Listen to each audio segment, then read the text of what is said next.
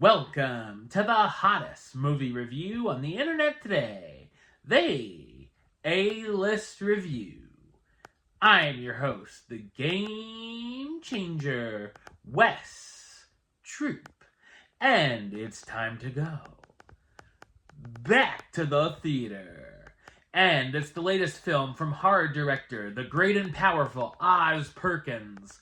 People are either loving this movie or hating this movie. Let's see what side of the fence I'm on. My review of the 2025 folk horror film, Keeper, coming up now.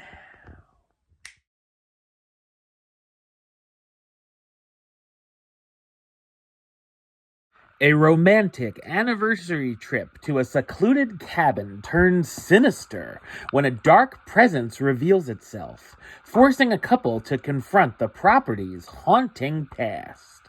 So what did I think of Keeper? I thought it's a solid and stylish folk horror film. It's directed by Osgood Perkins, who's also known for directing films such as The Black Coat's Daughter, Gretel and Hansel, Longlegs, and The Monkey. This is an experience where you have a lot of strange things getting thrown at you, mostly all in the final act. The atmosphere, production, and sound design are spectacular. There's also some very frightening imagery, and if you've seen the marketing with that creepy creature, there's that and more to brace yourself for. The creature design here is fantastic. As soon as the film begins and we meet this couple, Liz and Malcolm, who have been together for a year, everything seems off, creating a very uneasy tone. The film has some very tense and suspenseful sequences, adding to the surreal and creepy mystery Liz is encountering. While there are a few jump scares, one that even made me laugh out loud, it does have some intense, effective scares. There's a lot of things going on in the background to catch, and when you see it, it definitely can catch you by surprise.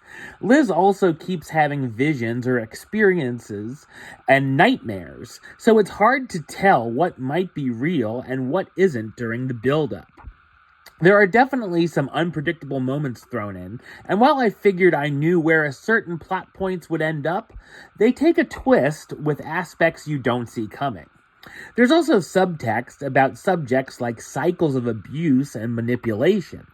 The film can be frustrating at times. When things are revealed, even more questions arise than answers. I feel like the less you think about it, the better.